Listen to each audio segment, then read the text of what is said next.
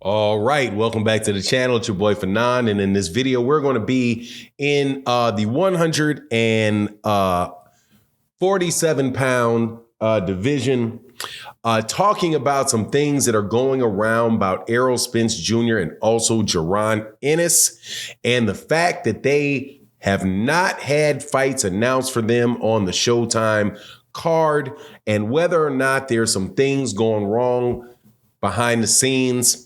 Let's talk about that in this video.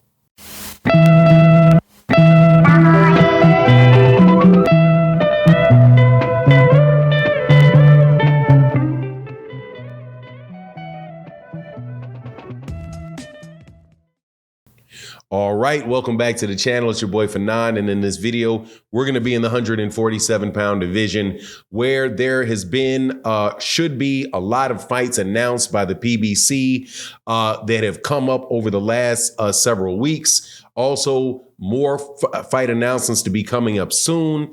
However, fans are out there doing a lot of speculation about the fights that have not been named, and we will be talking about that. And those are the ones that involve three people. It involves Errol Spence, Jaron Ennis, and Gervonta Davis and Ryan Garcia fight, right? So actually, that would be four people it involves, only three of which are with the PBC. However, before I get into that, let me welcome you back to the channel. If you are new to the channel, please accept my invitation to hit the subscribe button. Hit the bell icon so you can be notified of when we release more videos. And also, if you're a longtime subscriber and supporter of the channel, thank you so much for your continued support. It really, really does mean a lot. And thank you so much to everybody that supports in the super chats and hits the thumbs up for the for the videos. I really, really appreciate it. Okay, so let's get into this, man. There is like a cottage industry out there on Twitter hey, man, it's all boxing talk. So, people can call it conspiracy theories, whatever. But there just seems to be a very, very strong narrative that just stays the same no matter what happens, especially when it is related to PBC fights. And, as a result, as somebody that was consistently watching the sport and paying attention to what's going on and coming on YouTube and, to a certain extent on Twitter as well and talking about it, it may seem to some of you like I'm just super, super pro PBC. And, I don't have anything against the PBC. I just think they put on very, very good fights. It's just like, I don't have anything against Top Rank.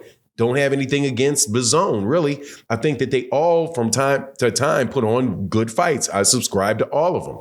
But there is just this tendency out there to interpret, in my opinion, a tendency to interpret anything related to the PBC as something that is just not going right. So there has been a lot of fights that have been, how can you say this, leaked, right? Slowly leaked and talked about taking place over the next, I think it's the next 10 weeks, right? Where you have a big list of fights that the PBC, specifically that Showtime, who works primarily with the PBC, are putting on. However, there's been two fights that have not been, where the dates have not been let out, where the venues have not been laid out, right? Where the weight division has not been publicized. And that's the Errol Spence Jr. fight with Keith Thuman, and also where Jaron Ennis, who is one of the top young 147-pounders, what fight card he's going to fight on and who he's going to fight, right? So now I'm hearing on Twitter and in other places that it's because Errol Spence Jr. is injured, Errol Spence Jr. is injured, and he refuses to fight Keith Thuman. That Jaron Ennis, now we know what's going on with Jaron Ennis, where Jaron Ennis, through Bozy Ennis, said that he is not going to be on the Jaron Ennis, that he's not going to be on the Gervonta Davis card, that they're going to headline their own card, and that is probably going to be in the June timeframe, right? Now, here's the deal, man. At least from my perspective, People just they just want something to be wrong and going wrong with the PBC because they've been saying for so long that they're going broke, that they don't have enough fights for fighters. You know, they don't have enough fight dates because they can't afford the fight dates, that the Showtime Paramount merger was going to collapse Showtime and therefore drive the PBC broke. And because none of those things to date have manifested, they just keep the same line going. And it keeps causing a lot. I just think it's a negative pull on the sport of boxing, period. And take, for example, what some of the things that Terrence Crawford had said about Errol Spence Jr. and dealing with Al Heyman, right? His guy is on serious alert about getting ripped off by Al Heyman, right? Because of the reputation that Al Heyman has amongst those same people that are putting those narratives out. And I think that had a lot to do with the fact that he didn't trust Errol Spence Jr.'s side going into that negotiation. Just the tone and the consistent predictions of failures over the last 7 years are, I say like the last 7 years, pretty much since like 2015, is going to have its effect. It's going to have its effect on people. And I think it's a drag, not just on the PBC, but just a drag on boxing at whole, as a whole. But specifically about Errol Spence Jr. being injured, I have no idea what would lead anybody to believe that the man is still injured. Still injured from what? He just had a fight. His last injury was a torn retina before the fight with Yordenis Ugas. He got through that whole fight unscathed. He's healed from that injury. So what is he still injured from? Still injured from an accident that took place 2 years, basically right after the Sean Porter fight, almost 3 years ago? Is he still injured from 3 years ago? Is he still injured with a torn retina? Is his retina still torn? Like he didn't have surgery on that and fight Yordenis Ugas?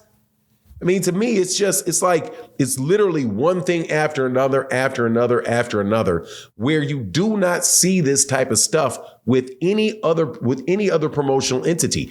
You don't see people that are just consistently predicting the failure of Top Rank, consistently talking about their fights are going to fall through, consistently talking about how all they do is in-house fights. You barely hear anything about the fact that Matchroom Boxing and DAZN, how much even though it was public knowledge that they lost like $6 billion or something like that over the course of the last several years.